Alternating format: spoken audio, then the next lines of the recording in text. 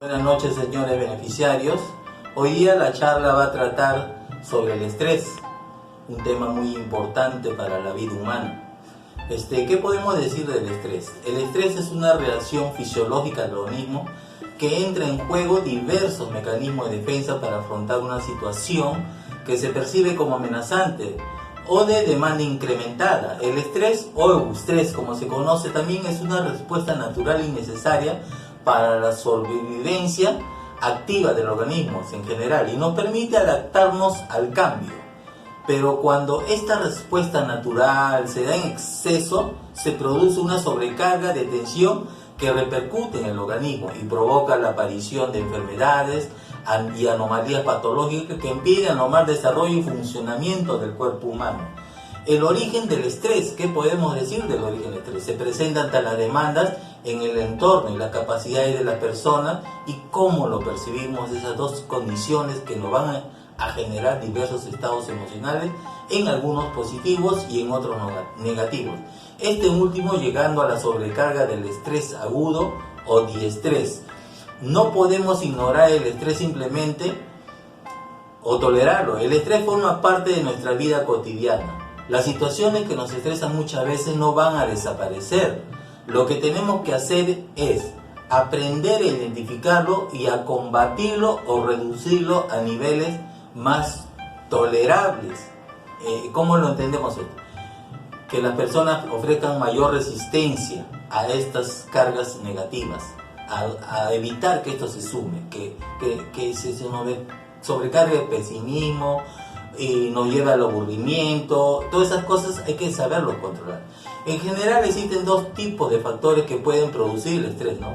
Los estímulos externos, como son los problemas económicos, familiares, exceso de trabajo, temor, pérdida de un ser querido o una mudanza en el caso del desalojo, ¿no? Y otros factores, ¿no? En cuanto a los estímulos externos o internos, pertenecen al dominio psicofísico del individuo. Por ejemplo, un dolor intenso, una enfermedad, sentimiento de inferioridad, problemas sociológicos, entre otros, ¿no?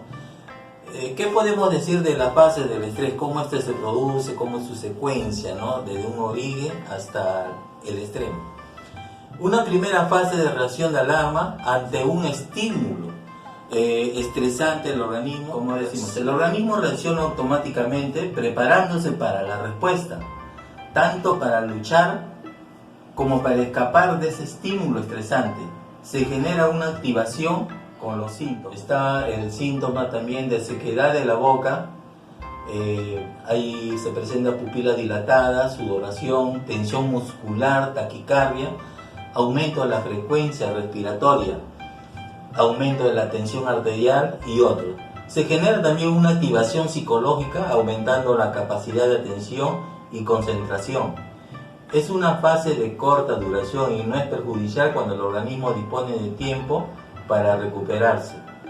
En segundo, tenemos la fase de resistencia. En esta fase aparece cuando el organismo no tiene el tiempo de recuperarse y continúa reaccionando para hacer frente a la situación, y así aparecen los primeros síntomas del estrés. Una tercera fase, que es la fase de agotamiento.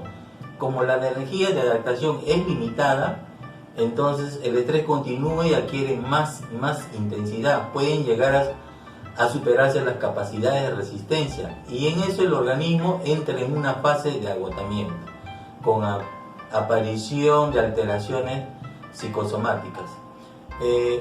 Vamos a hacer algunas recomendaciones, ¿no?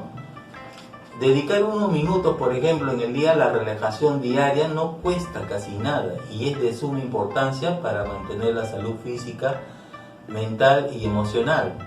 Los beneficios son muchos, pero algunos de los más importantes son los siguientes a mencionar. Por ejemplo, ¿qué mejora con estas prácticas de relajarse o de recreo, también a través de recreo y otros momentos? Pues nos previene de sufrir trastornos de tipo psicosomático, ¿no? Evitar los dolores de cabeza, musculares y malestar en general. ¿Cuál es otro beneficio que nos puede traer aquí? También, por ejemplo, mejora el conocimiento de sí mismo, aumenta la autoestima de la persona y confianza en sí mismo, reduce la fatiga, elimina la tensión física y mental, con lo que aumenta la capacidad de concentración y atención de la memoria. Disminuye también la ansiedad y lo mantiene en márgenes naturales, como un mecanismo de defensa que tiene el cuerpo humano, y aumenta también la capacidad de afrontar situaciones estresantes.